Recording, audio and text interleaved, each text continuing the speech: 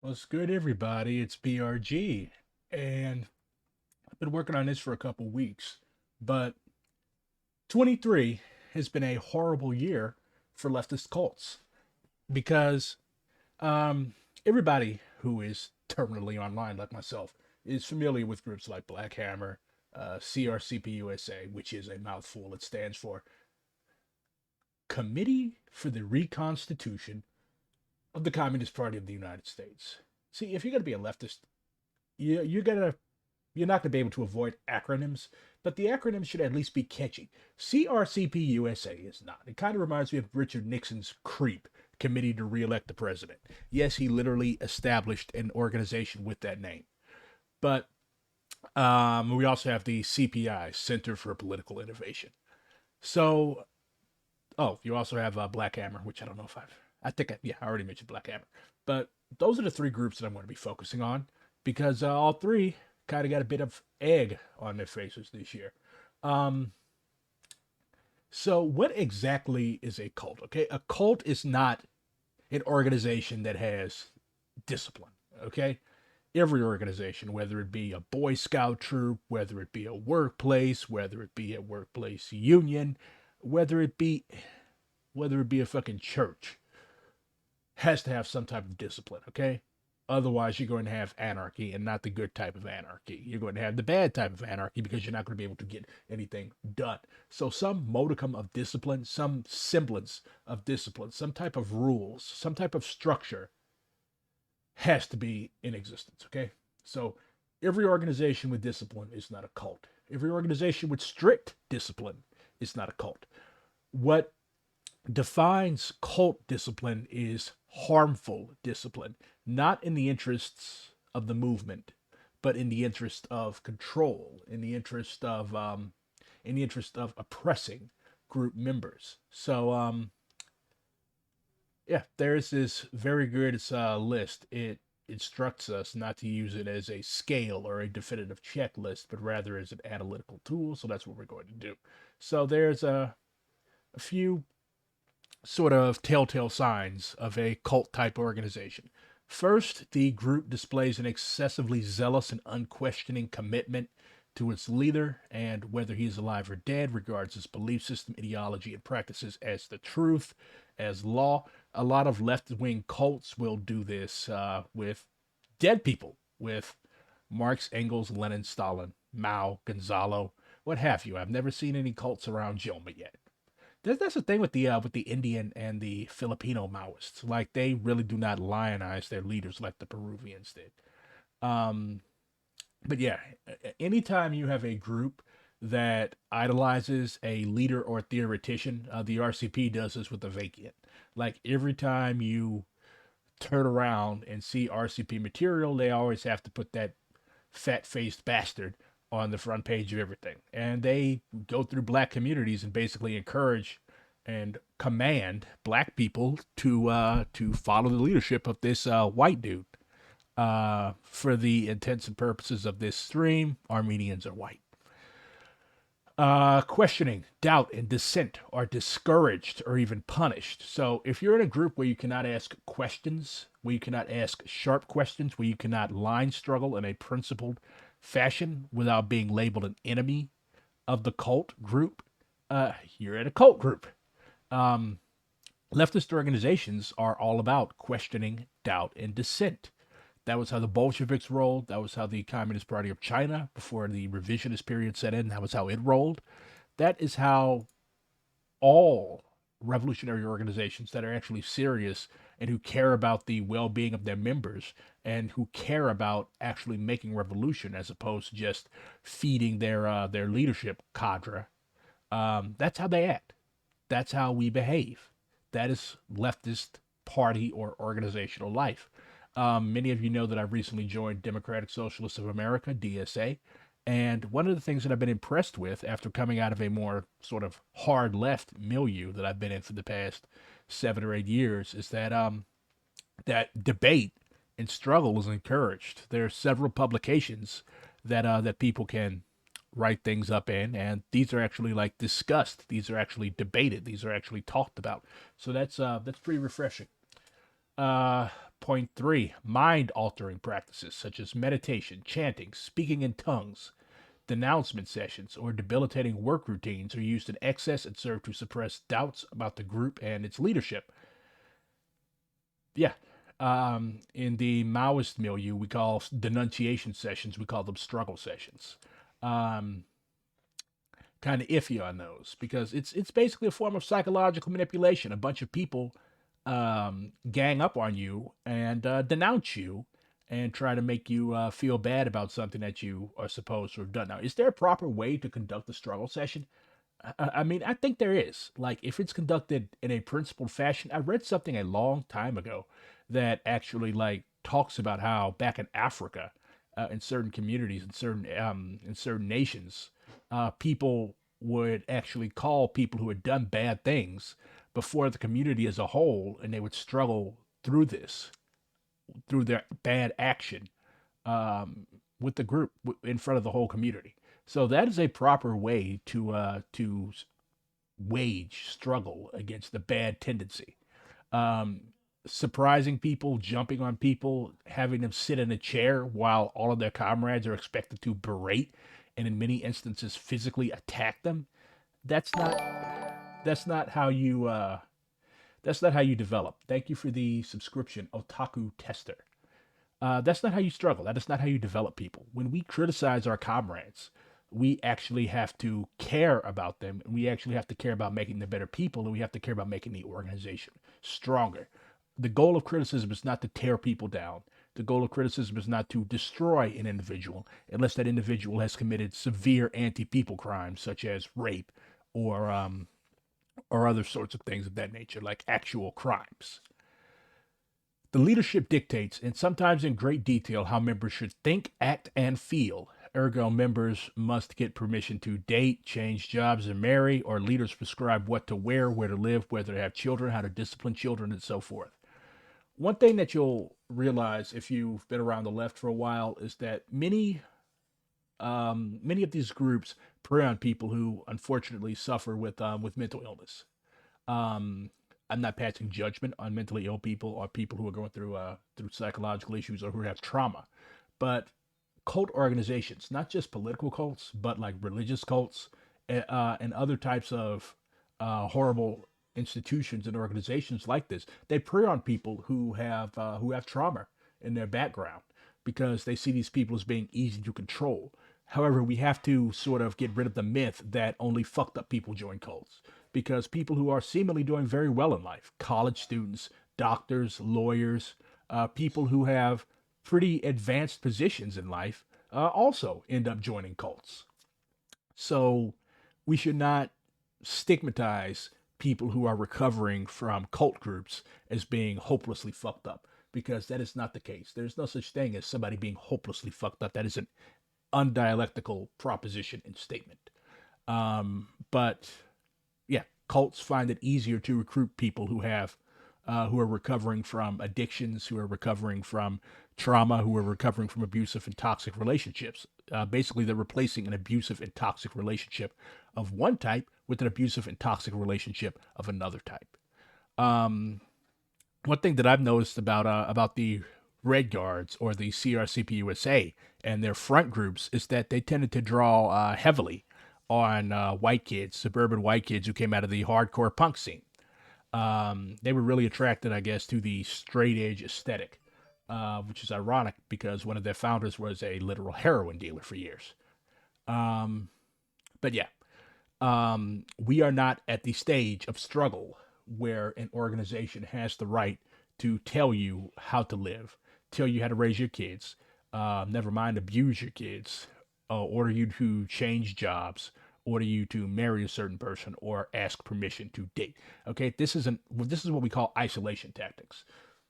One thing that I've always stated is that people should have friends outside of radical politics. Because when you do not have friends outside of radical politics, when you do not have friends outside of an organization, what you're doing is you are basically setting yourself up to be easily isolated. And you become more attached to this cult group because all of your friends are in the cult. So if you rely on a toxic organization for social engagement, you're going to find it hard to leave because you've cut off your family, you've cut off your friends from your previous life, you've maybe have dropped out of school, you let them pick your job. So all of your social interaction is determined by your relationship to the cult organization. So never ever ever let somebody isolate you from your friends and your family. The group is elitist, claiming a special exalted status for itself, its leaders, and its members.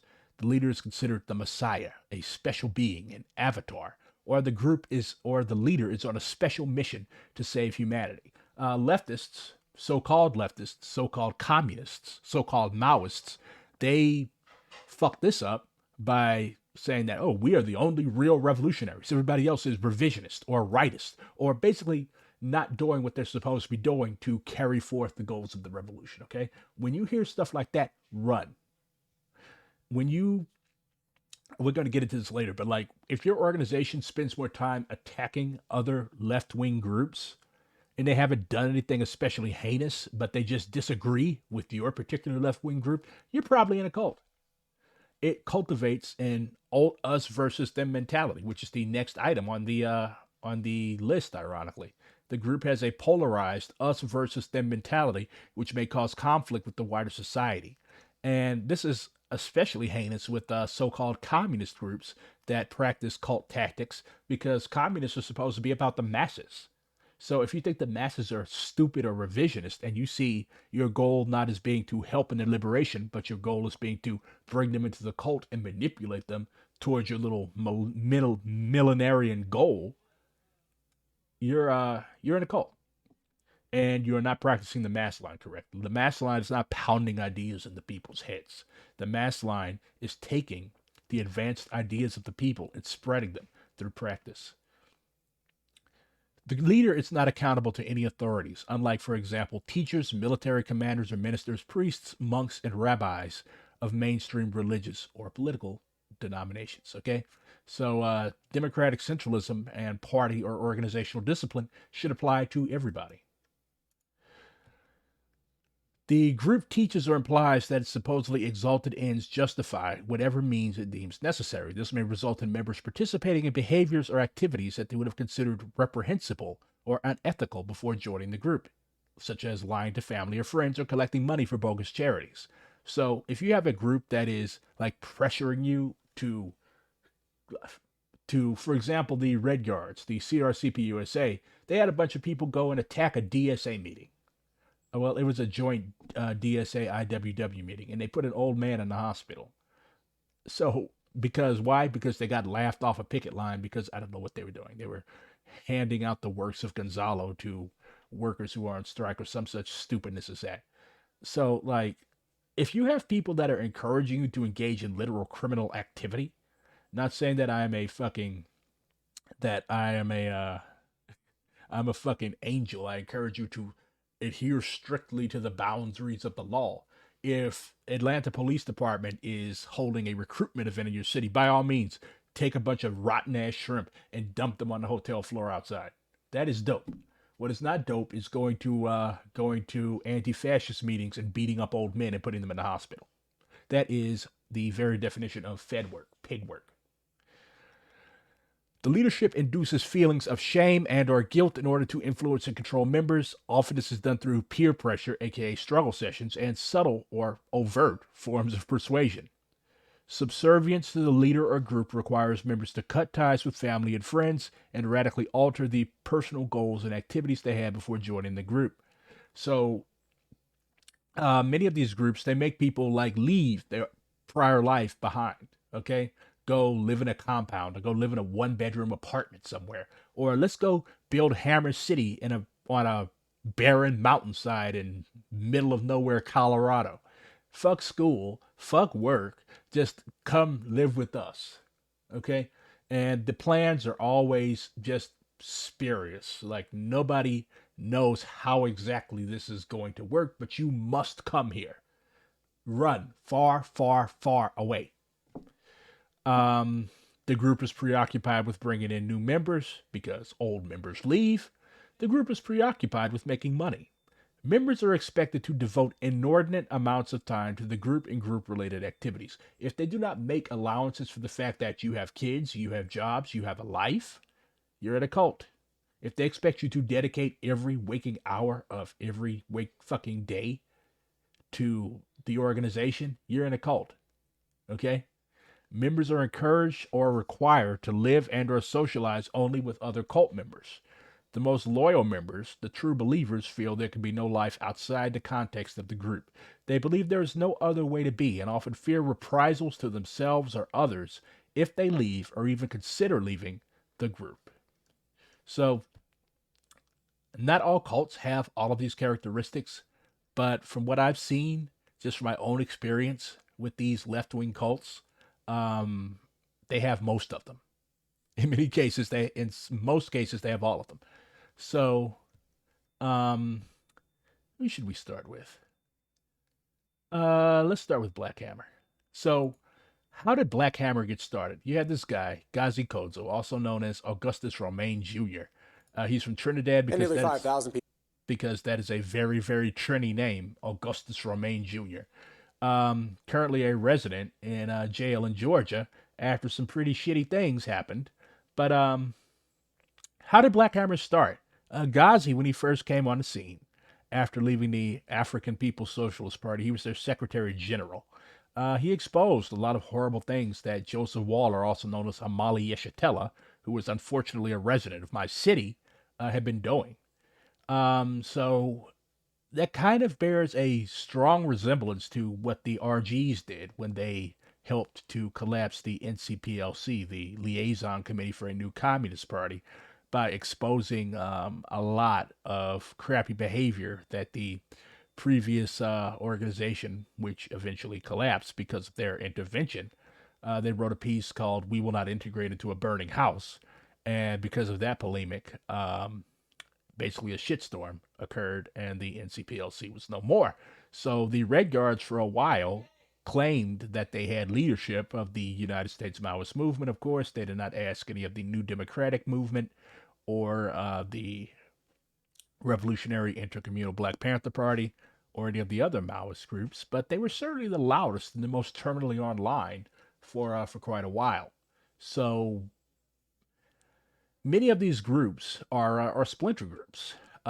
They see an opportunity to get a quick boost in attention for themselves because they either have a relatively famous person like Gazi Kodzo, or they write a polemic that a lot of communist nerds like, and as a result, they orient towards this group, and that's how the cult gets its original hardcore.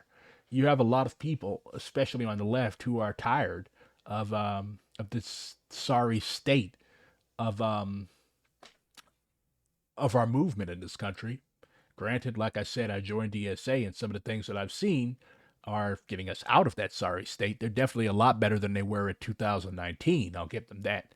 But like some people, they don't like the hard, grueling work. They want to go out and do things that are sexy. They want to go out and spray paint walls, or they want to go and they like a lot of younger people, a lot of people who are new to the left. They want to do that. Like that's revolution to them. They want to go out in public and they want to carry guns and do stuff like that. So that's how the Red Guards, soon to become the CRCP USA, got kind of popular. And not just among Maoists, a lot of anarchists, a lot of sort of anti-tendency people like the fact that they had the fortitude to go out in public in Texas as an armed anti-fascist organization. So that's how they got their initial clout. But more on them later. Black Hammer organization. They started out right before COVID hit, if I recall correctly. I should have put together a timeline. Anyways, they started out and they started handing out they started handing out masks and food and other stuff, basic mutual aid work, sort of leftist meat and potato stuff. They even were the subject of this news item. People have died from COVID-19 complications here in Colorado. And just 2 weeks ago, the U.S. surpassed more than 400,000 COVID-19 deaths. Tonight in Aurora, there was a candlelight vigil to remember those lives lost. Denver 7's Lance Hernandez with the story. How our lives are set up right now, it's just go, go, go, go, go. And there hasn't been a moment for us as a community to actually realize what we have lost. The activist group Black Hammer. Notice the branding. You've got custom-made Black Hammer hoodies, custom-made Black Hammer masks. Of course, they make all their membership buy this stuff at a substantial markup. But like a lot of younger people who are fresh and new to the left, they like that. They like being part of something that has what's basically a uniform. Like that's the draw to a lot of these cult groups. Hammer says the pandemic is taking a big toll on communities of color, with many people out So of... look, this is how they always start. They always start by doing what seems to be like good shit, taking people's temperature, giving out masks and food. Like who is going to oppose that? Okay, like who is going to oppose that? The cops, maybe, but like other leftist groups are gonna be like, yeah, this is cool. And like when Black Hammer first came out, like, yeah, this is cool. It's cool that they have this decolonial position. It's cool that they're going out here serving black people and brown people, and it's cool that like they're not caught up on all the old shit that the APSP was. So, like I said, many of these groups split from older groups because it's sort of hypocritical. Like, it's not just sort of hypocritical, it is hypocritical. You split from an old group just to recreate another version of the old group, or better yet, a worse version of the old group. Work, many large families are living in one-bedroom apartments. Black Hammer taking the opportunity to give them KN95 masks, food, and clothing today at the MLK Library in Aurora. When those residents ask about the COVID vaccine, Anko Nahuel tells them There's a lot of skepticism. It's a brand new science. he suggests waiting to see how it works out in others because of the minority community's past experience as guinea pigs. My uncle was a family man. He was an elder in his church. Bree Hammer's uncle died of COVID, even though he took precautions. She says the CDC was tardy in educating the public. Black Hammer informed myself and other Africans 6 weeks before the CDC that cloth masks were inadequate. Note that, like, this is another, like, cult tactic or weird thing that cults do. They all have the last name Hammer. Granted, they didn't legally change their name to Hammer. But, like, that's weird. You're identifying yourself, putting the organization over yourself as an individual. We should combat individualism, but you should not ever feel compelled to give up an aspect of your identity, your fucking name, to an organization. Like, that's just fucking, it's fucking loopy. After the testimonials, a moment of silence. Participants were asked to pick up the little battery-operated candles, to switch them on, and then place them at the memorial to the victims. Black Hammer says they have a similar memorial at the end of every month to call attention to the pandemic, to ask for unity in dealing with it, and to remember those lost. Lance Hernandez, Denver 7. Okay, so regular activity.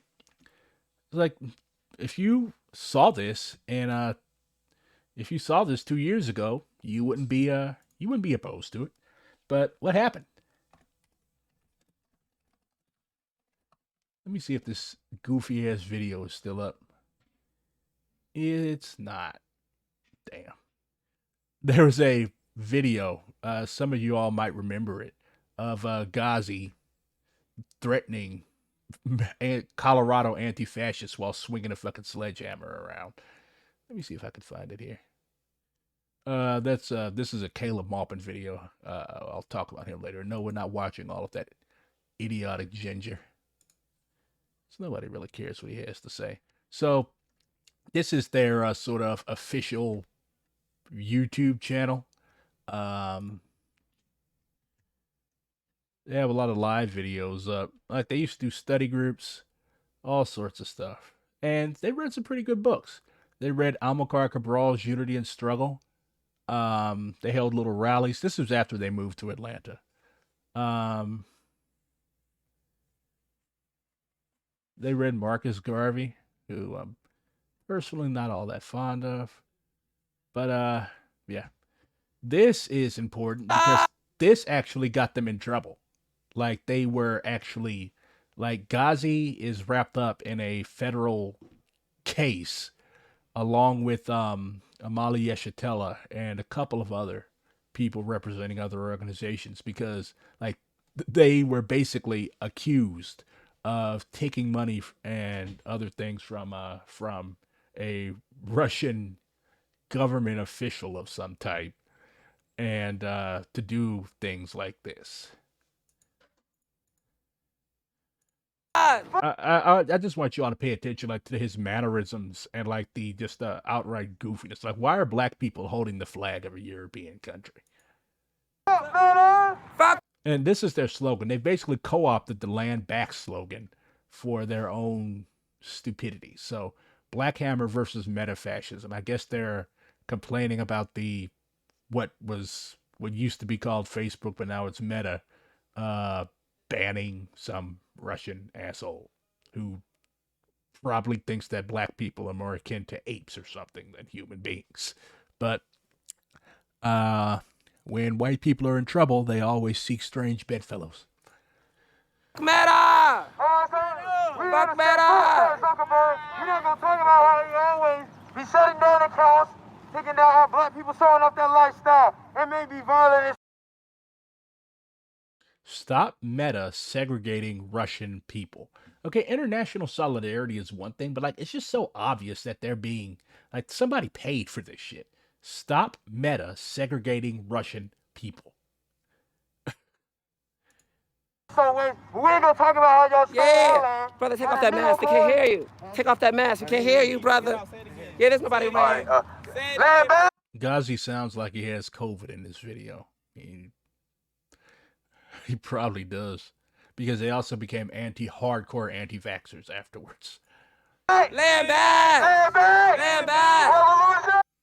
So you are protesting for the well-being of individuals who are from a foreign country in the United States, and then you're demanding land back. So what do you want to hand? This is just another characteristic of a cult, is like loopy, incoherent ideology. I'm going to show you all some of their readings and writings on their website later, just so that you can see like how goofy this shit is. But like, we're not even 30 seconds in, and they're already like just making ass clowns of themselves. Revolution! Fuck Meta! We here to say fuck Mark Zuckerberg. We ain't gonna talk about how you shut down our black people accounts just because it may be a little violent. But we ain't gonna say how the colonialists and the neo-colonialists came in and took our land, and we're still fighting for it today. Yeah. We're standing on the ground that was built up from our people. Yeah. Land back. We should have the freedom of speech. We should have the right to say what we want and show us what we want. Yeah! Land back! Fuck Meta! Fuck Meta! Touch one! Touch all! Touch one! Touch all! Fuck Meta! Fuck Meta! Revolution. Revolution is the only solution. Go in, Keno. Hold up. You know what I'm saying? Mark Zuckerberg, you is bleep out. Anyway, man, these folks, like you said, they always side to the people that talk. The UN and the United States government after the fall of the USSR that was caused by the Cold War that was won by DC's Pentagon.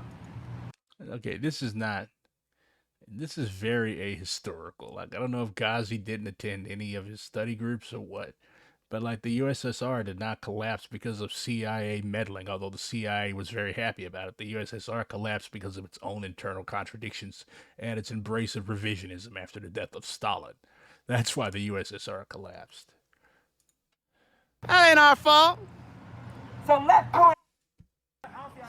This why y'all be depressed and shit. This reminds me of like those poor misguided Africans in Niger and other countries who are dressing up in the Russian flag. Like, if you know anything about Russians, they are an extremely anti-black people. Is that they're an extremely, not all, but like the characteristics of the Russian national identity post-Soviet Union and during the Russian Empire period, during the Tsarist era, was like extremely anti-Semitic. Like, they had pogroms, which were basically mass lynchings. Like, they would go into the areas of town where Jews were forced to live, the ghettos, the shtetls, in the Pale of Settlement, and just fucking massacre everybody, set everything on fire, steal whatever they could. Like, no. But they are portraying the Russian nation post USSR somehow being inherently progressive. Like, ask anybody who lives in Brighton Beach, which has one of the largest concentration of Russians anywhere outside of Russia. Very extremely conservative people, especially those who have moved to the United States. I'm telling y'all, God's speaking to me right now. Listen to me. Listen to God. Don't listen to me. And then the white people put you on. Yeah, and when they white. So yeah, it's just basically just incoherent jibber jabber, incoherent cult jibber jabber. That's what this is. Let's see what else we've got.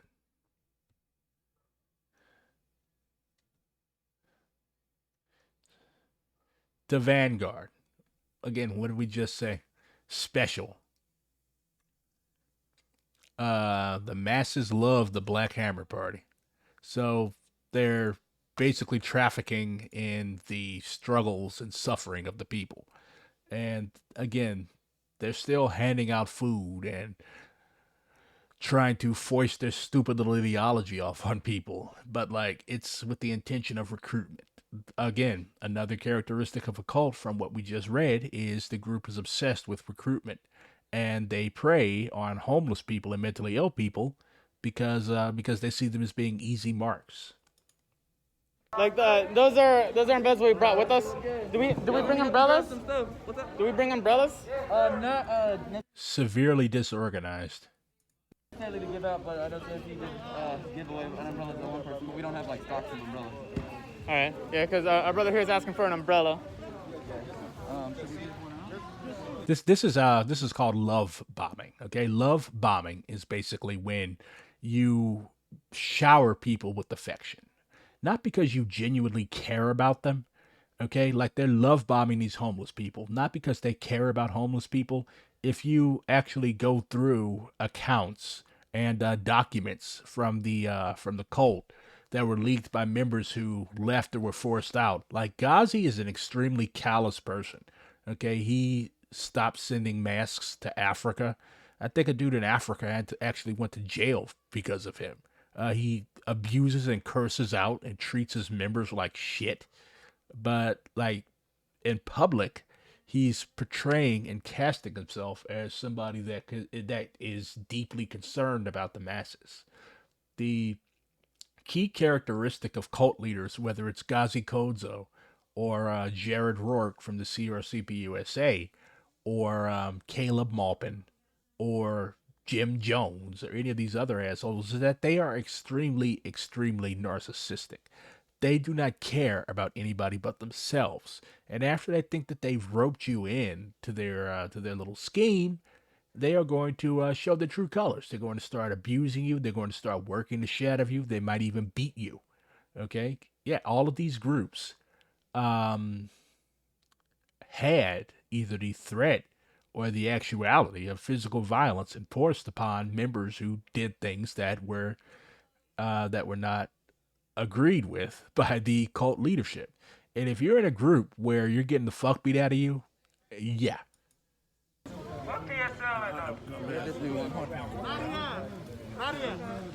I think one of them just said, "Where PSL at?" Granted, I'm not a fan of PSL because I'm a Maoist, and they have some sort of fuck shit of their own in their history. But like, why are you in public trying to bring up your spats with other organizations? Again, when you constantly have to put yourself in opposition to other, ostensibly, meaning on the surface, progressive groups, you're a cult. Because you're basically saying that we're the only revolutionaries around. All of these other groups are trash and ass. No expense spared for our people.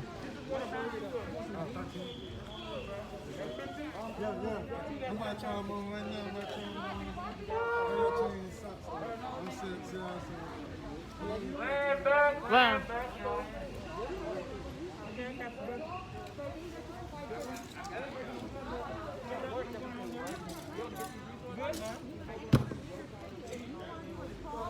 Let him know, Chief Kino.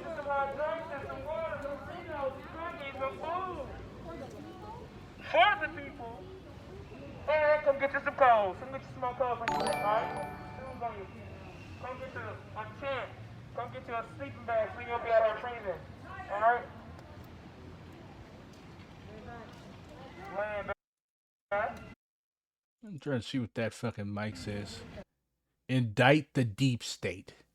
Okay, so you've already got like pro-Trumper messages going on here. Yeah.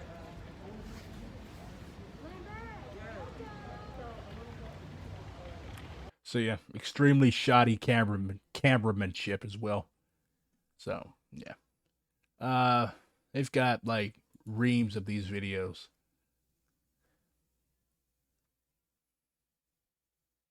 And you could just see like the constant decline of their politics. I mean, their politics never really were all that good, but at least they once posed as revolutionaries.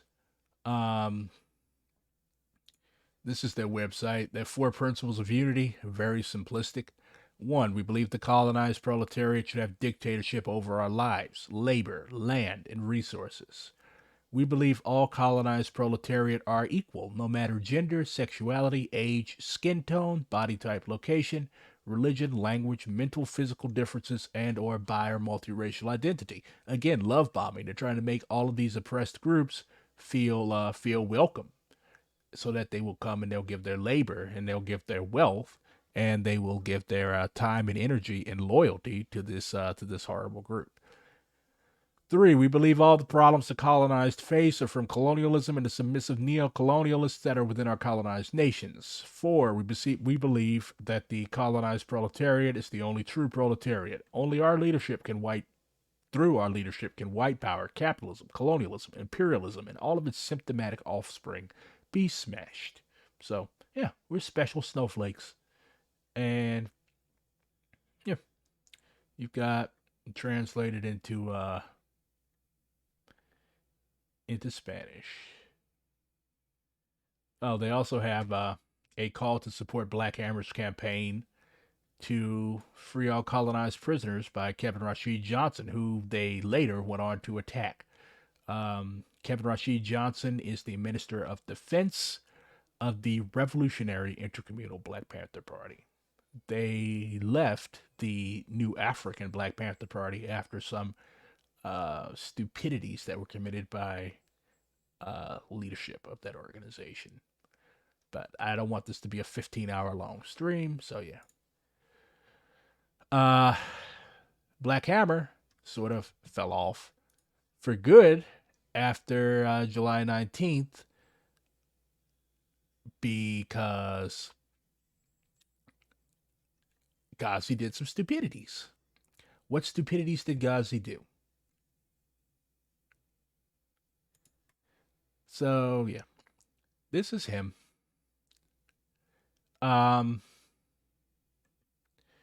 This is a timeline of basically his organizing history. He got kicked out of the Uhuru group in 2018, and he had been being watched by the FBI for a very long time. The FBI alerted the investigator after she started a local probe into Black Hammer over allegations members were harassing college students in downtown Atlanta for donations. The group is obsessed with raising money.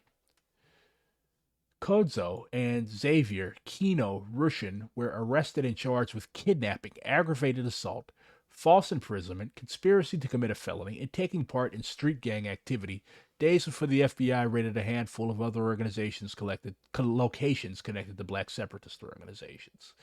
Now, just a remark on the street gang thing.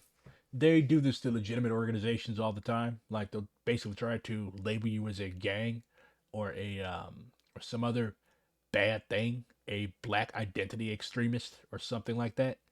But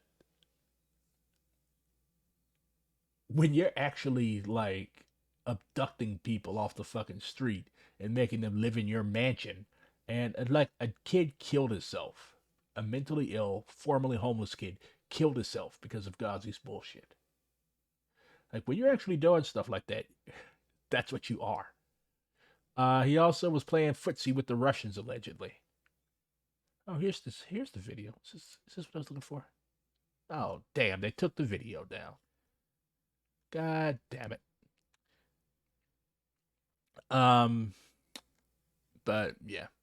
So try recruiting homeless people by love bombing them and handing out water and old clothes and stuff like that in this sort of fake mutual aid thing. And you also had the whole Hammer City debacle because your member couldn't get up and sign the paperwork in time and you started antagonizing the neighbors. Yet you raised hundreds of thousands of dollars for that to supposedly purchase a barren mountainside in Colorado. Let me see if I can find something about that. I'm pretty sure I can, or they might have taken it all down.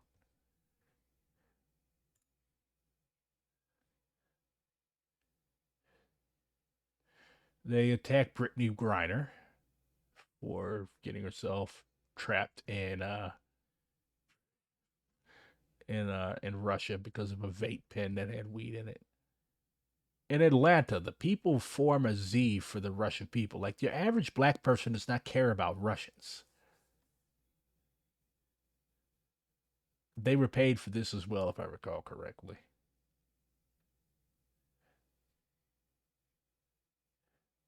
I gotta see this video.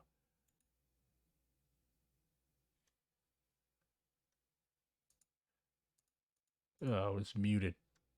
Fuck. Oh well. Vladimir Putin shouts out Black Hammer. Like, Ghazi kind of set himself up for this. Like, look, like, half of your fucking page is about the Russians or things that the Russians want you to write about. NATO terrorism, Russia, and Ukrainian Nazis. A quick rundown. Yeah, like, if you are a black revolutionary organization and your half of your fucking posts are about a foreign country, like, somebody is fucking with you. Black Hammer forms coalition with the Proud Boys. Like what what would convince you? Like, how broken does your brain have to be for you to think this is a good fucking idea? And then they threatened to send a group of Proud Boys after one of their members who had left or was kicked out of the organization. So this was sort of when they started to jump the shark. As of Monday, December 13th, the Black Hammer organization officially announces coalition with the Proud Boys against Fauci's mandate, so they're already going down the fucking anti-vax road, and the left. BLM and Antifa goons immediately took to Twitter to decry our organization and our work feeding the homeless from Atlanta to Chicago to Los Angeles to Nairobi in Kenya. Back in January, it was Black Hammer who declared war against Antifa terrorists who were burning down black and brown communities. So you're repeating Nazi reactionary talking points and talking to Gavin McInnes. Now, less than a year later, we are blessed to be building bridges between working class and poor people of color and working class and poor white people to stand up for their constitutional rights. If there is any doubt that Black Hammer is the vanguard against Big Pharma and the fascist left-wing regime, we have closed out the year brushing those doubts to the roadside. And then they quote Chairman Mao. Like, this is outright fascism. The members of Black Hammer are extremely excited for this alliance. We have learned the power of unity and that this is going to be a game changer in the fight against Big Pharma, the Democrats, and Pedo Joe. We also understand the history of coalitions between our revolutionary ancestors and the right-wing elements of their times. Marcus Garvey and the KKK. So you're praising Marcus Garvey having an alliance with a group who lynched black people. The Communist Party of China and the KMT and so on. So, yeah. Very, very, very strange. Was Black Hammer a Fed organization? Like, was this like something that was set up as a honeypot to trap very, very stupid people or very, very credulous people? I don't know. The jury is still out on that one. But, like, I don't know. This shit is just so fucking weird. So we can leave this particular cult.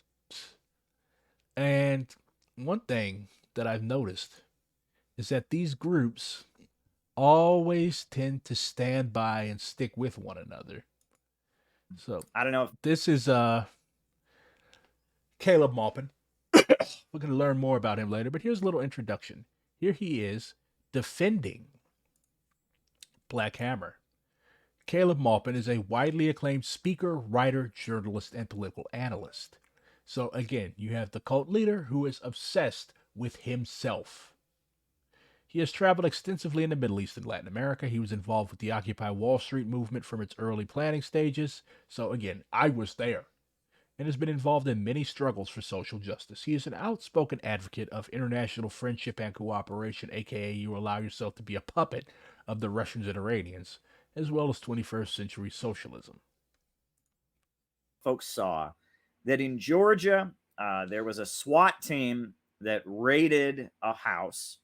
The report is there was someone in the house who called 911, said they were being held against their will. The police showed up, and there is one young man who was, I believe, 20 years old, 19 years old, young African-American man is dead. We don't know how he died. This guy looks and talks and uses the vocabulary of a cop. We don't know the cause of death. There are some reports saying that he died of a self-inflicted gunshot wound. There are other reports that say the police killed him, and there are yet other reports that say, that someone else killed him. We don't know what happened, and there's an ongoing investigation about it. Now, we don't know what happened, okay? But we do know that this house was being used by a very controversial black communist organization called Black Hammer. Okay, so you're already calling these people black communists. So if you have done your research, okay, Maupin claims to be a reporter. So I know he has to have done some type of research. Or he probably didn't, because he's not a reporter. He's a hack and a cult leader. And an all-around imbecile. So he hasn't done any research. That's obvious. Or maybe he did. He's also a revisionist, and he doesn't know what communism is. But he's already like coming out in defense of these people. Why? Because he sees himself in Ghazi Kodzo.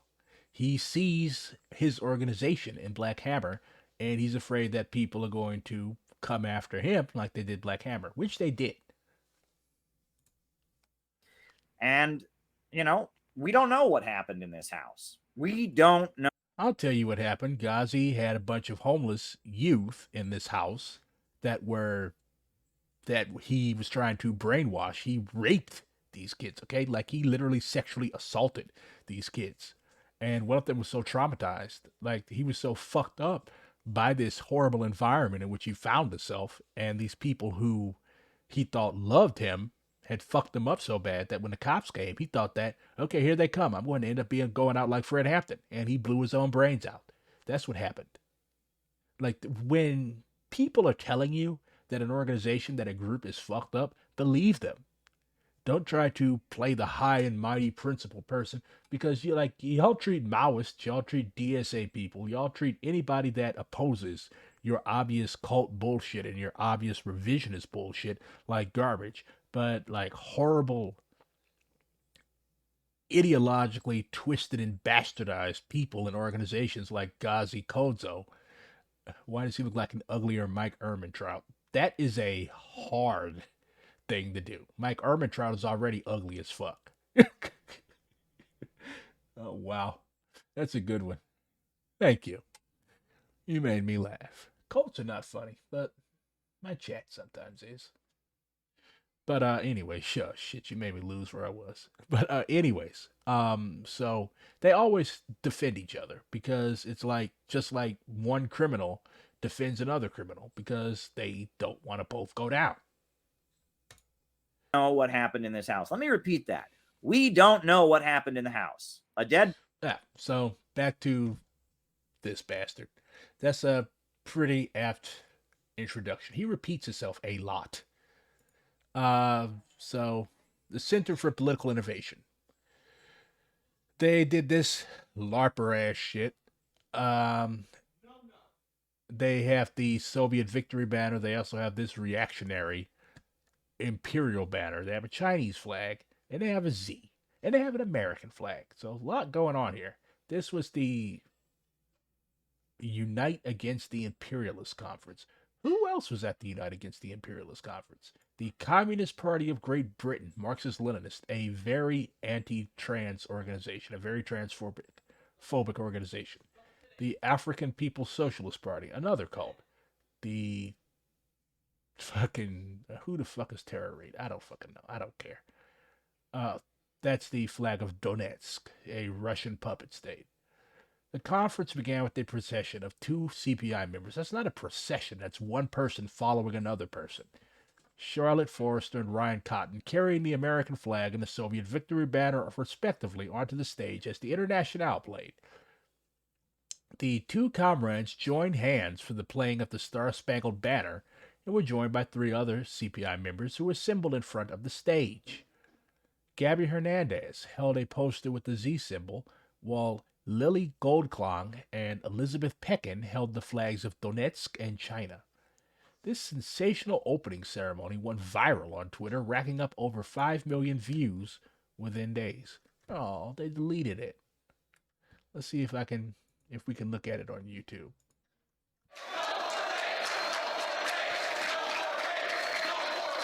Look at this fucking dress code.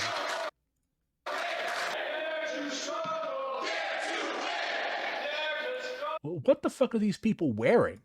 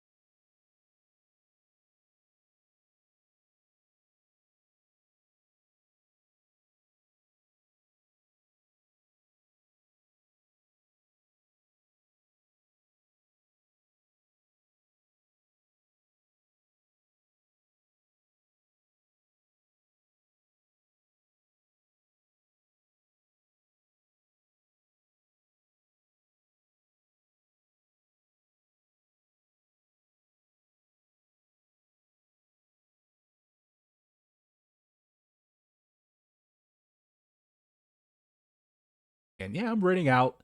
I want to rent out your ballroom for my communist LARP cult.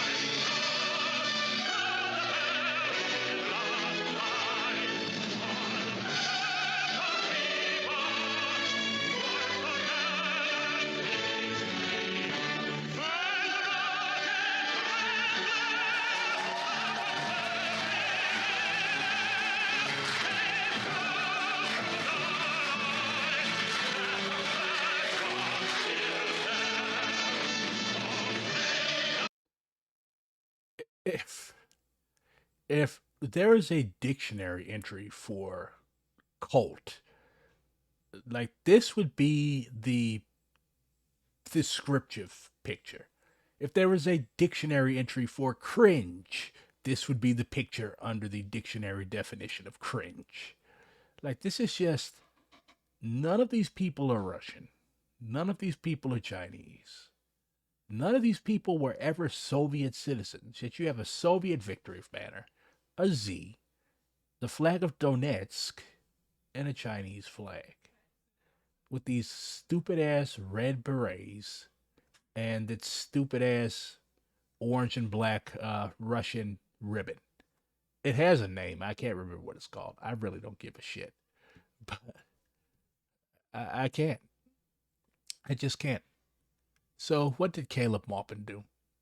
Because yeah, you could just tell by his voice that he was always going to be a shiesty type dude. He was always going to be like a shitty, horrible type dude. I mean, the man looks like a fucking pedo. He just has that vibe to him, see? So, Caleb Maupin's former comrades speak out. His abuses must stop. I'm not going to read this whole thing, but there's a pretty heavy blog post. His sexual misconduct. I told you he looked like a fucking sex pest and a weirdo. When I first met Caleb, I was 19 years old, living on my own for the first time and paying my rent with my own paychecks while going to school full time. I was in a very vulnerable place socially and financially. At the same time, though, I considered myself to be more mature than my peers because of how independent I was compared to my other political science classmates and because I was one of the only communists. So again, this was not a thoroughly fucked up individual. This person had a life. They were relatively independent, living on their own at 19 years old. This was not a person who was pushed out of the nest. This was not a person who was ignorant of the workings of the world. When I met him, a prominent YouTuber and accomplished journalist over a decade older than me, who treated me like his intellectual equal, he made me feel intelligent and important. He was grooming you, my friend.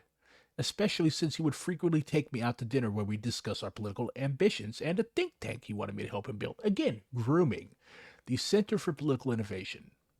Beginning in 2019, we would have dinner together at least once a month, and sometimes during those dinners he would bring up what I assumed at the time was his academic interest in corporal punishment, especially spanking. As time went on, we became closer and closer friends, which led to him confiding in me in 2020 during the beginning of the COVID pandemic that his academic special interest was, in fact, a sexual one. Okay, bruh. I'm not going to begrudge any consenting adult their fetishes, but again, you're a decade older than this person, okay? A decade older. So that's kind of within the creepy category. But you're a decade older than this person, and you're going to just tell this girl you're not interested in her intelligence. You're not interested her in her thoughts or anything. You find this person attractive, and you are going to groom them so that they can come to your hotel room and give you an ass whooping. Like, after you've been exposed like that, bro, and Caleb Maupin, the thing that gets me is that he is just so brazen. He is continuing to offer his hackneyed bullshit garbage, universally wrong, political analysis like he was not just fucking read for filth. These are his former comrades. These are not just some assholes that are just attacking them for no reason. Because there's always a good reason to attack Caleb Maupin. I mean, just look at the dude. But after you've been had like this, you like to get ass whippings, bruh? Like, you just fade into obscurity, okay? Go work as a checkout dude at a grocery store in Fargo, North Dakota. Go join the rural white proletariat that you think is going to save the world. Just stop talking. But he's so brazen, like he's back talking about politics, like nothing has happened. Defending Ghazi, Kodzo, all sorts of shit. Here's some text messages. This is the individual, victim number 1. This is Caleb. Remember on Monday when I said that missing that shift might cost me my job? I was unfortunately correct. I will call you when I get home tonight. Okay, I'm really sorry, Caleb. I'll do my best to find another job. Why are you apologizing? You are doing your best. I'm really sorry this happened. I will try to help you however I can. You will be okay. You are safe. How will your dad's credit being affected prevent him from making mortgage payments? Something more about mortgages. Try not to catastrophize. Is that a word? Catastrophize? And say one thing necessarily leads to another. You need a new job. That's what we are dealing with.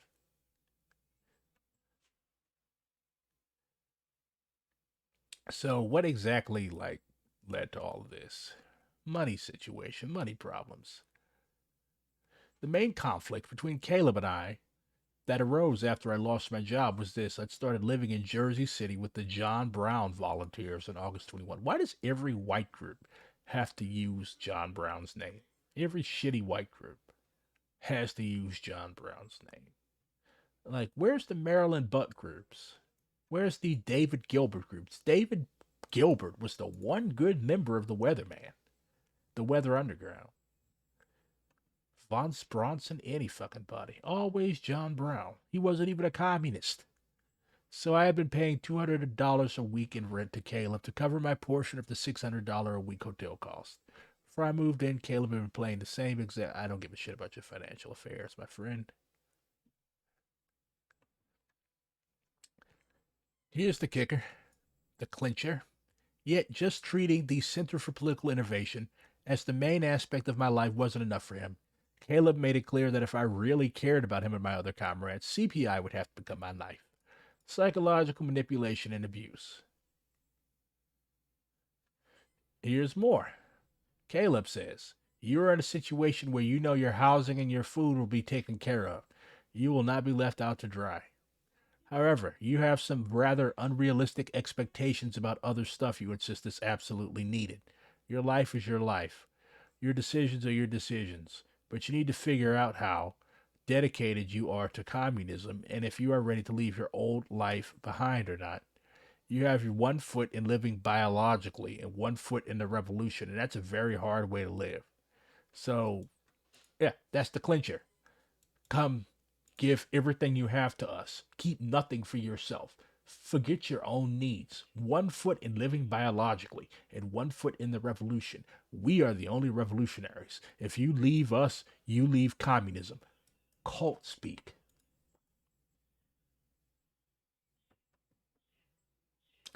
Then, after this abuse, because that's what this shit is, abuse, now he gives a shit. Bringing the jacket. See you at Wendy's at 1 p.m. We're going to get a burger. Spent a long time thinking about you last night. I know these are very hard times for you. Sorry, I'm probably overthinking all this. I just care about you a lot. Spent a long time in prayer. Talk to you soon.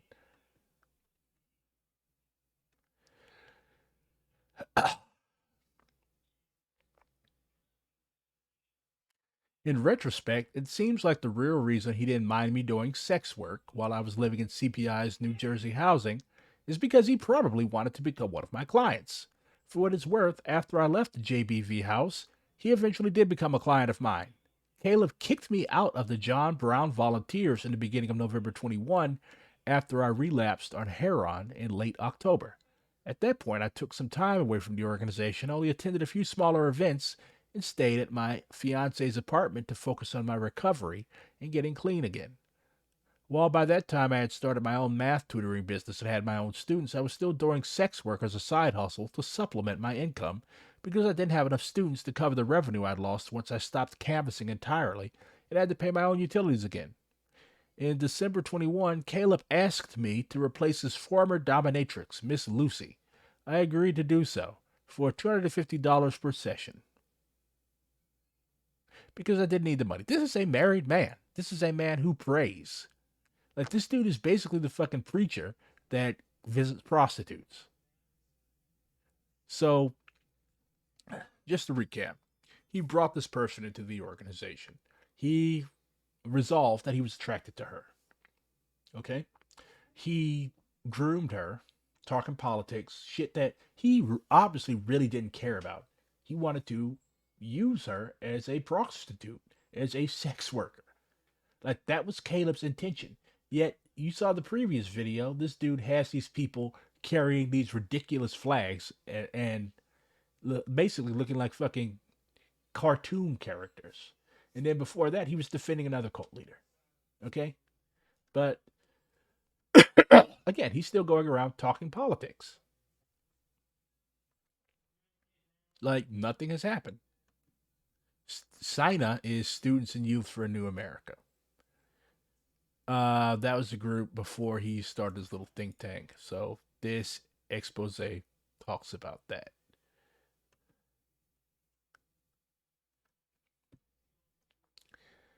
Caleb would specifically point out the things about what they do or what they wear that make them seem gay. So these were not inherently bad traits at all about these people, but we all just had this mutual understanding that speaking to each other or doing things without Caleb is a waste of time, since he planted negative ideas about us in each other's heads, and we can't really make any group decisions without him anyways. So this contributed to my fear of ever telling him to knock off the sexual conversations and sexual oversharing. I didn't want to get kicked out or have any drama created about me to tarnish my image, the way I would see him constantly complain about other members to me. So he's manipulating and turning people against each other. He's talking about his sexual urges and fetishes. I don't want to hear that. I don't want to see that. I don't care what you're into, Ginger, buddy. But yeah. Basically the same types of shit that Ghazi was doing. And he goes on and on and on.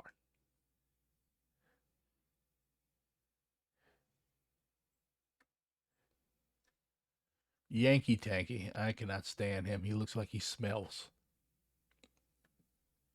During our time at the motel room, I used my food stamps to pay for food for me and Keaton. I got about $250 a month to pay for our food. Later, another individual joined us, and my food stamps had to pay for that person as well. Caleb often told us that we had to struggle to achieve socialism. In hindsight, I see that this was Caleb's attempt to manipulate us into not asking him for a lot of money. I am diabetic, and I also have MRSA, which never goes away, so my bad diet connected to our limited budget ultimately led to my sugar spiking, which fed the MRSA and caused the MRSA infection, which I had to go to the hospital for. Today I went to the hospital. The John Brown volunteers were at a political rally in Times Square. Caleb asked if I could come join my comrades at the rally as soon as I had left the hospital, even though I really should have been resting and recovering from the infection. I work at a homeless shelter. I know what MRSA is. MRSA can fucking kill you. And, bruh, like, just the callousness. You're starving this dude. You're making him use his food stamps for 3 fucking people, including himself. And you want him to get up and leave his hospital bed and go to a protest with a MRSA infection.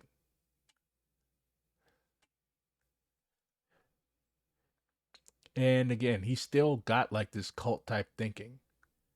Further, Caleb has broken his promises to take care of those who join his organization.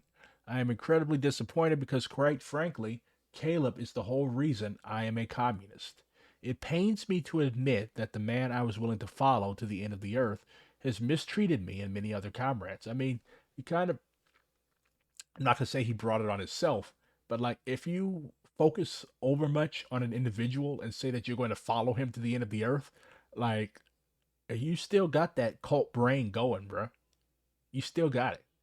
This man abused you. He made you share your $250 worth of food stamps. He made you live in an abandoned house because you got kicked out of the organization. He abandoned you with $200, either to be homeless in Texas or go back to Pennsylvania. You were forced into e-begging on the internet to sustain yourself while in between jobs. And this has affected your already shitty public image and affects your ability to make content and organize in the future. Bro, you just need to, you don't need to be organizing. You need to get your life together. Honestly. Caleb has duped me. He has duped many, and he's endangerment to many within these circles. I am disappointed on who Caleb has revealed himself to be. Not a revolutionary, but a grifter trying to build a cult. So yeah. And it goes on and on and on. I'm going to link all of this stuff when I upload this to YouTube so you all can read the stuff for yourselves. But that's a pretty thorough enough accounting for the degenerate and horrible individual that is Caleb Maupin.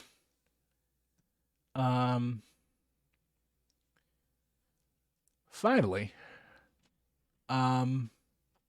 we've got the CRCP USA. Their downfall and the site that that the comrade put together after they fell apart. The comrade that basically, well, the comrades that helped lead to their demise put together. It sort of inspired me to do this stream. But let me see. They have this website, which is going to be in my YouTube description. Full and conscious subjection inside a Maoist cult in America. That's a pretty famous picture. So about. This is a project by somebody who remains anonymous in collaboration with other former members to comprehensively expose and condemn the Maoist cult, the CRCP USA, that impacted our lives and the lives of so many other, mostly young people who wanted to fight for a better world. I am proud to have helped take it down from the inside and am now working to collect and share survivors' stories, warn people where the cult's leaders and ideology still pervade certain organizing spaces, and educate on the topics of cults and organizing safely. And this was a really, really brave thing to do. Because, like, a lot of these cult leaders, especially the hardcore ones, the ones that see themselves as being the revolutionaries of the revolutionaries, like, they will fucking hurt you. They will stalk you. They will have people who are still brainwashed, or they will brainwash new people to hurt you. So, the CRCP USA, the Committee to Reconstitute the Communist Party of the USA, or the CRCP USA, launched in 2014 under the initial name, Red Guards Austin, led by the charismatic authority of Jared Rourke. It grew out of and largely seized control of the Maoist movement in the U.S., an emerging wave of collective and organizers with revolutionary aspirations. The name of this project comes from the loyalty pledge CRCP USA members were compelled to recite at every meeting before we could speak. I declare my full and conscious subjection. Again, cult shit. I'm going to keep saying that. Because, like, you think that you can't fall into bullshit like this? Like, no. A lot of these people were college students. A lot of these people were familiar with what Jonestown was. A lot of these people were familiar with what the Democratic Workers' Party did. A lot of these people were extremely well read, yet they still fell into it. So, a thorough expose. Let's look at who these people were. Jared Rourke. Jesus Christ. You followed this guy. Like, why? I see why they had no black members. Like, if an average black person walked into a meeting and just saw this fucking guy sitting there, we would laugh. Like, what is all of this shit? This was Jared's ex-wife. This guy, he looks like he plays a fucking ukulele, a mini ukulele. Like, very, very odd looking group of people.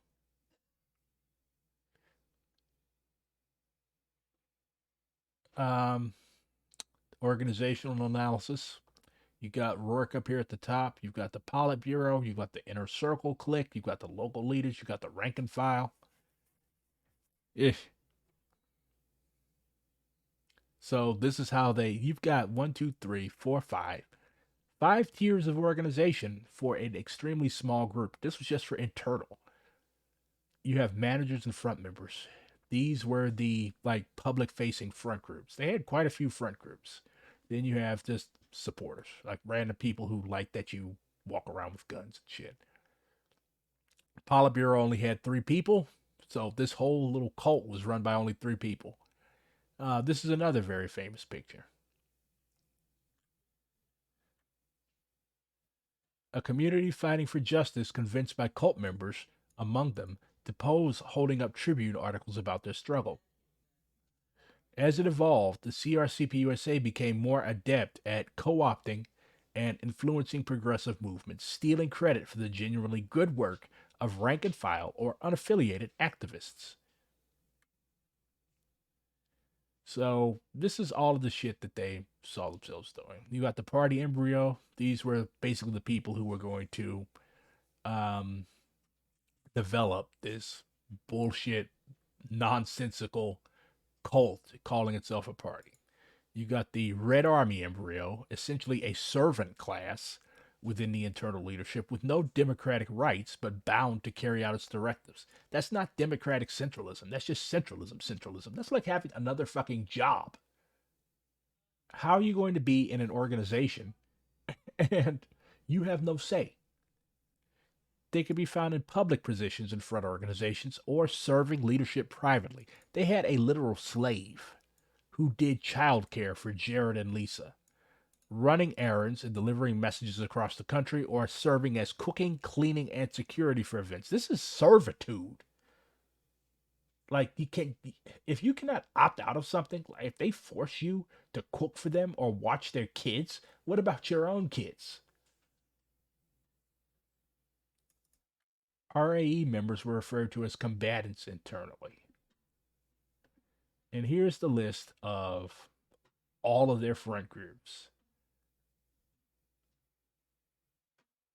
I'm going to link this page as well.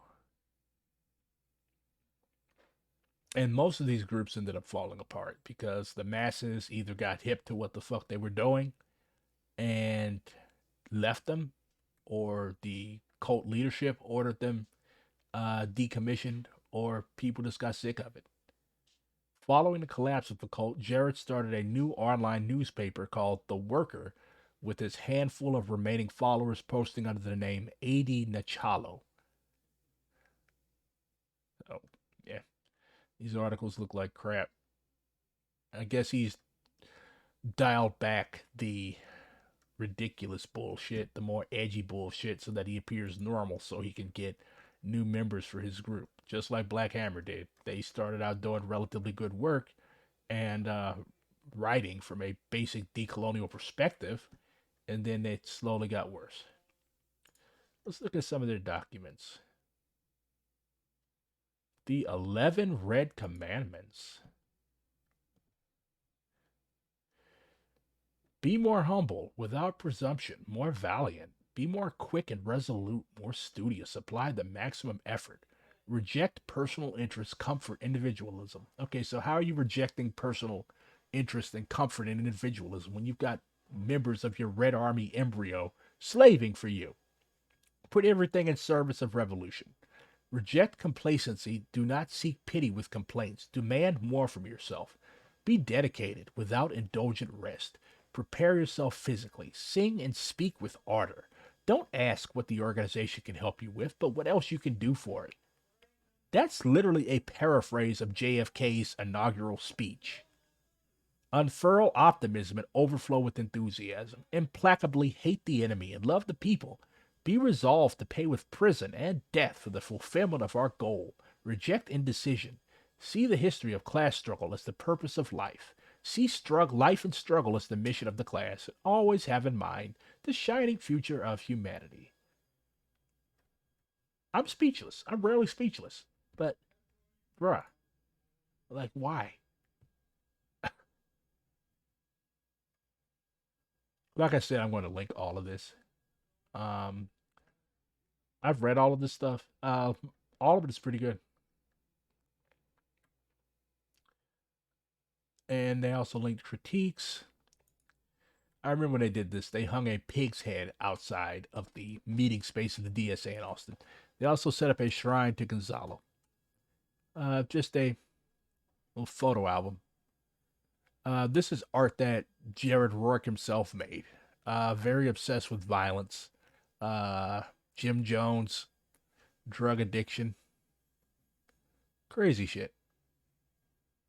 The dude basically organized the hipster cult.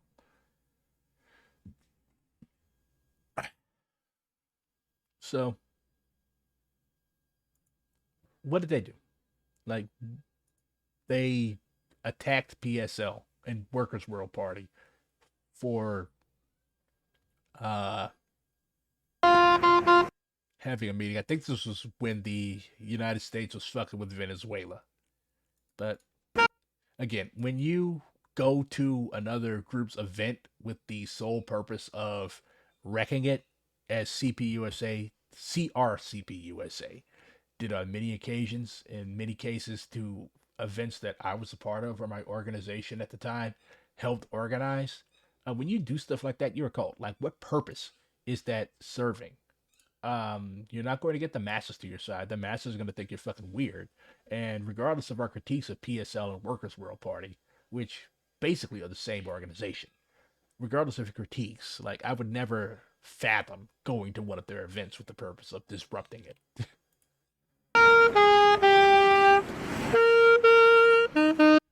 That being said, this is like the lamest group of people I've ever seen.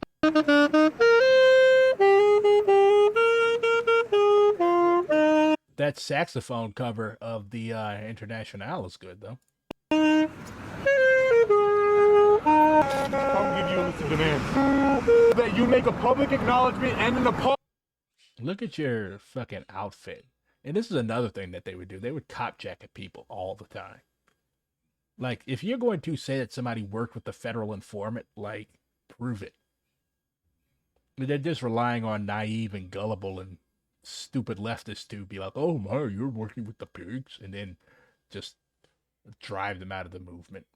Again, splitter work, pig work. I wouldn't be surprised if there were more than a few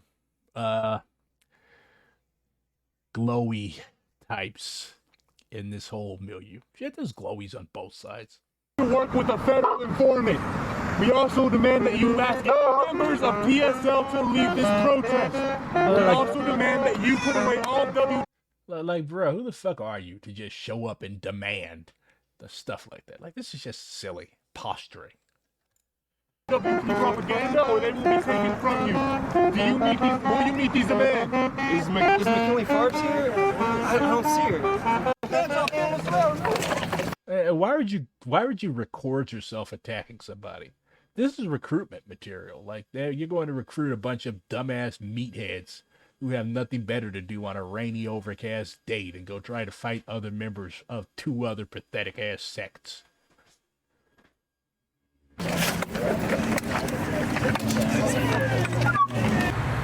They're idiots for doing that shit, and PSL and Workers' World Party are idiots for letting them do that. Like, you gotta really show up. You're in a socialist rifle organization, and you're just gonna let somebody show up and take your garbage propaganda away. Black Hammer did something similar. I will show you. Black Hammer destroys PSL.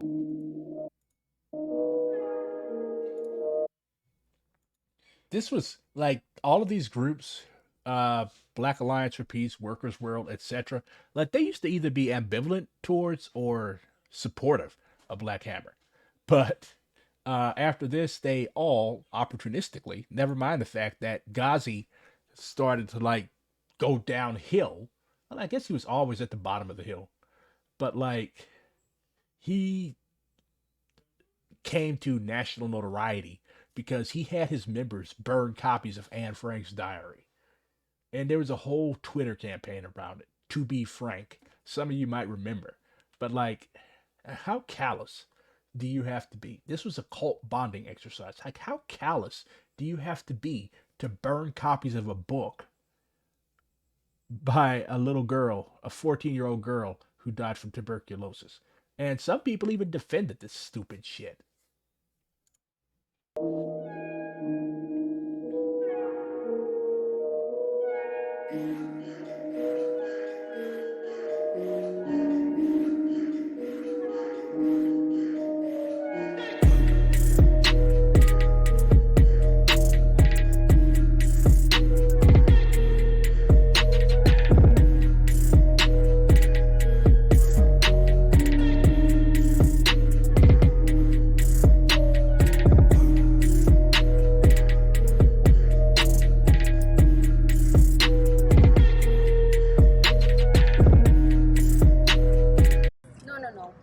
There's no one person. There's a Who's the collective. highest ranking person in leadership? There's no such person. We don't have that. All We right, have who's the leaders then? Raise your hand. I'm one of them. You're one of them. Who's the other ones? Are you just the POC front? Yeah, drama in public. Like, that's what cults do. Okay, like real organizations. One of the reasons why I respect DSA and why I join them is because they actually do work. Like, DSA doesn't do shit like this. But these small groups, these small abusive groups, and their armies of brainwashed zombies have nothing better to do. Like, go do a study group. Do a real study group. Go work with the people.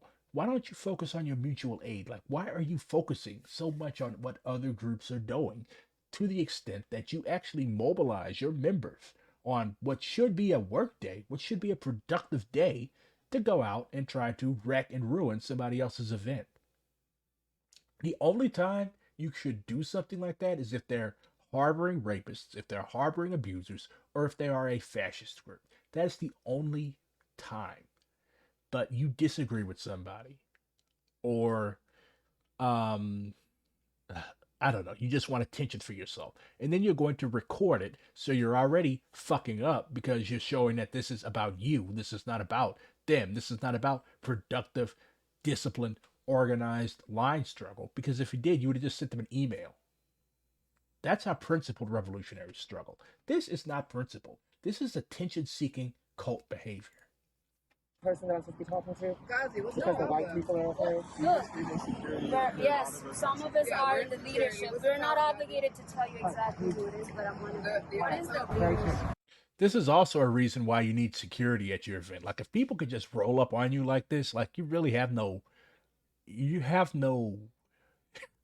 business saying that you could topple the mightiest empire in the history of the world. Because if you let a handful of mooks like this, led by a dude who looks like he weighs 105 pounds, come and just run you away, like, the masses are going to see that shit and laugh. People on the internet are going to see that shit and laugh, and the government is going to see that shit and laugh. You are a front face member, and that's why they asked you to speak to us, and the white ones did not want to. Why would they speak? I'm one of the elected members. I'm actually technically I'm not elected. I'm observing. There's a lot of confusion with your position and a lot of confusion with your your organization is a white-led organization. We're not. Okay, but you are. Okay. So we inform the community that you are. Okay. And we inform the community that you are having our people on... I noticed they didn't record the community response. Un pinche bloqueo económico en Cuba, que los Estados Unidos lo quite, no. Primero, no resuelve el problema. Segundo, that's embarrassing. And got a big ass mean looking security. Like, they just hijacked your event. Like, why would you let people do that? Like, do you not take yourself seriously? Now, what if these were actual, I was going to say actual fascists, but I mean, Black Hammer is a fascist organization. But like, what if these were actual armed fascists that did not come to talk? They came to shoot up your event and kill everybody there. It would have been another Greensboro massacre. That's what would have happened. Like, leftist organizations need to take their security seriously. You need to have at least 1 or 2 armed and trained people in states that allow for it. You need to have at least 1 or 2 armed and trained people at your events at all times. Because fascists, lone wolves, horrible groups exist and they want to wash their hands in leftist blood. The only way to stop them is to make your blood very expensive. You can only make your blood expensive with proper preparation and training and a disciplined, organized security cadre. This should not have been allowed to happen. But because people are more concerned about selling newspapers and getting their ugly white and black and yellow and black signs together to take security seriously, these things happen. I think the Proud Boys rolled up on People's Forum in NYC or somewhere like that a few months ago. But like somebody's going to eventually get hurt because people do not take security seriously. If you talk to SRA people, if you talk to some people who were in JBGC, John Brown Gun Club back in the day before it was exposed as being shitty and there was a split, like if you actually talk to people, like they will help you. But like, I don't know. A lot of leftists are surprisingly afraid of guns. Like, how the fuck do you suppose that we're going to make revolution? You just elect enough Cory Bushes? I don't know. No disrespect to the sister either. How's your 60-year-long revolution going for you, sir? No, what you been doing? You better die. Where's your revolution at? Weird ass motherfuckers, nerdy ass bitches, and you got red dogs. Don't tell them we are here. I've watched enough of Ghazi's nonsense for tonight. So, we've learned about 3 cults. We learned about the horrible things that they do. And let's just review. If these things are going on, excessively zealous and unquestioning commitment to its leader, questioning, doubt, and dissent are discouraged or even punished, mind-altering practices such as denunciation sessions are used in excess and serve to suppress doubts about the group and its leader. The leadership dictates in great detail how members should think, act, and feel. The leadership is elitist, claiming a special exalted status for itself. The group has a polarized us versus them mentality. The leader is not accountable to any authorities. You saw that chart, remember? Dallas, aka Jared, was right at the top. So who's above you? Like, you're a member of the Politburo. Like, are you not accountable to the Politburo? You order some people from the Red Army umbrella to watch your wife's kid, and run errands for you? That's called slavery, bruh. The group teaches or implies that its supposedly exalted ends justify whatever means it deems necessary. The leadership induces feelings of shame and or guilt in order to influence and control members. Subservience to the leader or group requires members to cut ties with family and friends and radically alter the personal goals and activities they had before joining the group. The group is preoccupied with bringing in new members. The group is preoccupied with making money. Members are expected to devote inordinate amounts of time to the group and groups related activities. Members are encouraged or required to live and or socialize only with other group people. The most loyal members, the true believers, feel there can be no life outside of the context of the group.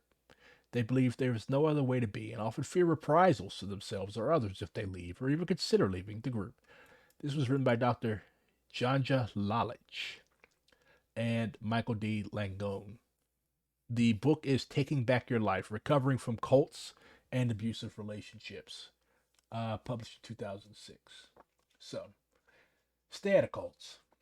There are plenty of both grassroots, local, and national organizations that you can join, where you will feel fulfilled, where you will not leave meetings and activities drained, where you will not go home and cry into your pillow because some edgy grad student cursed you out or wants you to spank his ass. There's plenty of non-toxic organizations that you can join. Revolution is inevitable, but that does not mean that we do not have to work for it. Cults set revolution back because they burn good people out. They even get people killed. They get people sent to prison for life. They drain revolutionary potential, and they hurt and harm and burn out the best of us. So again, I'm going to post these links in the description to my YouTube video. And I encourage you to read them and study them. And if you ever come across a group that meets even a handful of these standards and you do not feel comfortable engaging with and trying to open up a line struggle to change these things, please, for me, leave. I don't want to hear about what happened to Black Hammer happening to you. I don't want to hear about you sitting in a garage, isolated from your friends and family, and choosing to pick up a pistol and blow your brains out, okay? Because I recognize that I brought a lot of people to leftist politics, to communist politics, to Maoist politics, and I don't want the end result of your ideological and political journey to be your reactionary suicide. So I'm Black Redguard. Stay out of cults.